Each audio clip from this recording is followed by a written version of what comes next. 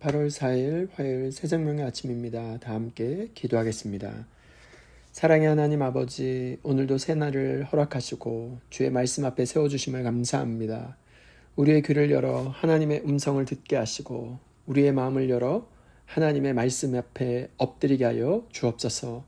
주의 말씀을 아는데 그치지 않고 순종으로 살아나게 하시며 말씀을 통하여 생명을 얻고 세상 가운데 하나님을 나타내는 삶을 살게 하옵소서. 감사하고 살아계신 예수 그리스도의 이름으로 기도하옵나이다. 아멘. 오늘 우리에게 주시는 하나님의 말씀은 신명기 4장 1절로 8절 말씀입니다. 이스라엘아, 이제 내가 너희에게 가르치는 규례와 법도를 듣고 준행하라. 그리하면 너희가 살 것이요 너희 조상의 하나님 여호와께서 너희에게 주시는 땅에 들어가서 그것을 얻게 되리라. 내가 너희에게 명령하는 말을 너희는 가감하지 말고 내가 너희에게 내리는 너희 하나님 여호와의 명령을 지키라. 여호와께서 바알브올의 일로 말미암아 행하신 바를 너희가 눈으로 보았거니와 바알브올을 따른 모든 사람을 너희의 하나님 여호와께서 너희 가운데서 멸망시키셨으되 오직 너희의 하나님 여호와께 붙어 떠나지 않은 너희는 오늘까지 다 생존하였느니라. 내가 나의 하나님 여호와께서 명령하신 대로 규례와 법도를 너희에게 가르쳤나니 이는 너희가 들어가서 기업으로 차지할 땅에서 그대로 행하게 하려 함인즉 너희는 지켜 행하라. 이것이 여러 민족 앞에서 너희의 지혜요 너희의 지식이라. 그들이 이 모든 규례를 듣고 이르기를 이 큰 나라 사람은 과연 지혜와 지식이 있는 백성이로다 하리라. 우리 하나님 여호와께서 우리가 그에게 기도할 때마다 우리에게 가까이 하심과 같이 그 신이 가까이함을 얻은 큰 나라가 어디 있느냐. 오늘 내가 너에게 선포하는 이 율법과 같이 그 규례와 법도가 공의로운 큰 나라가 어디 있느냐. 아멘. 이 본문으로 말씀을 지켜 행하라는 제목으로 하나님 말씀 증거하도록 하겠습니다.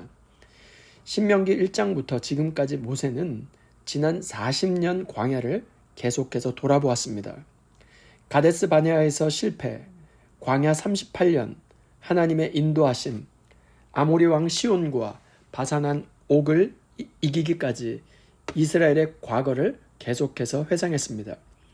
그런데 오늘 본문에 와서는 분위기가 달라집니다. 1절은 이렇게 시작합니다. 이스라엘아, 이제 내가 너희에게 가르치는 규례와 법도를 듣고 준행하라. 여기서 처음으로 중요한 단어가 등장합니다. 이제라는 단어입니다. 광야를 돌아본 것은 과거를 추억하기 위해서가 아니었습니다. 하나님께서는 과거의 은혜를 기억하게 하신 이후에 이제 어떻게 살아야 하는지를 말씀하고 있는 것입니다. 오늘 하나님께서 우리에게 동일하게 말씀하십니다. 이제 들으라. 이제 말씀대로 살아가라. 오늘 주시는 첫 번째 교훈은 이것입니다. 생명은 하나님의 말씀을 듣고 순종하는 데 있다는 것입니다. 1절부터 4절 말씀입니다. 이스라엘아, 이제 내가 너희에게 가르치는 규례와 법도를 듣고 준행하라. 그리하면 너희가 살 것이요 너희 조상의 하나님 여호와께서 너희에게 주시는 땅에 들어가서 그것을 얻게 되리라. 내가 너희에게 명령하는 말을 너희는 가감하지 말고 내가 너희에게 내리는 너희 하나님 여호와의 명령을 지키라. 여호와께서 바알브올의 일로 말미암아 행하신 바를 너희가 눈으로 보았거니와 바알브올을 따른 모든 사람을 너희의 하나님 여호와께서 너희 가운데서 멸망시키셨으되 오직 너희의 하나님 여호와께 붙어 떠나지 않은 너희는 오늘까지 다 생존하였느니라.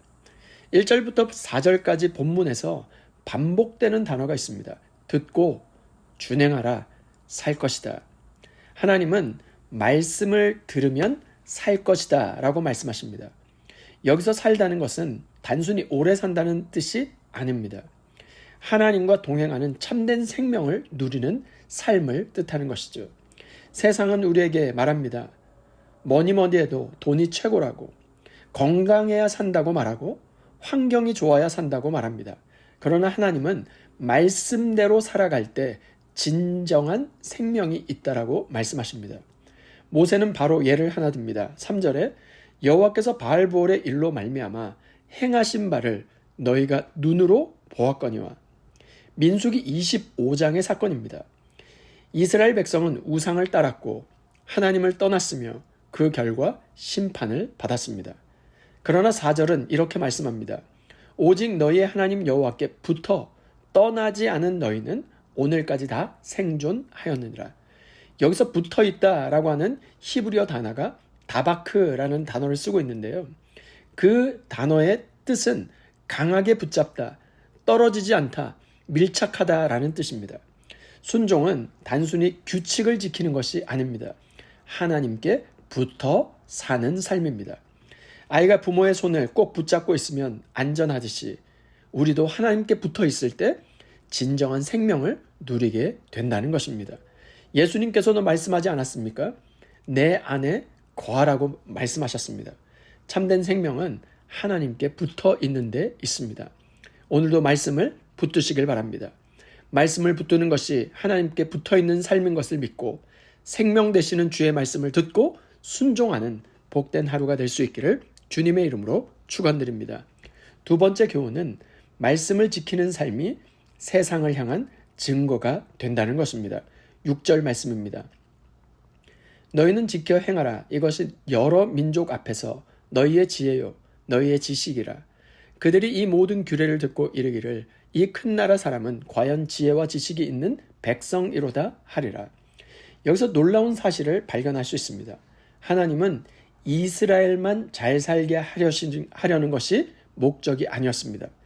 이스라엘을 통해서 열방이 하나님을 알게 하려 하신 것입니다. 이스라엘의 지혜는 학문이 아니었습니다. 하나님의 말씀을 따라 사는 삶이었습니다. 그리고 7절 말씀에 이렇게 기록됩니다. 우리 하나님 여호와께서 우리가 그에게 기도할 때마다 우리에게 가까이 하심과 같이 그 신이 가까이 함을 얻은 큰 나라가 어디 있느냐. 세상은 이스라엘의 하나님을 보았습니다. 왜냐하면 말씀이 삶이 되었기 때문입니다. 8절 말씀에는 하나님의 율법이 공의롭다고 말합니다. 오늘 내가 너희에게 선포하는 이 율법과 같이 그 규례와 법도가 공의로운 큰 나라가 어디 있느냐. 결국 이스라엘은 말씀을 통하여 하나님을 보여주는 백성이었습니다. 오늘 우리도 마찬가지입니다. 세상은 우리가 교회에 다니는 것보다 우리가 어떻게 살아가는지를 먼저 봅니다. 가정에서, 직장에서, 학교에서 말씀이 삶으로 나타날 때 사람들은 하나님을 보게 될 것입니다. 복음은 입술로만 전하는 것이 아니라 삶으로 증거하는 것입니다.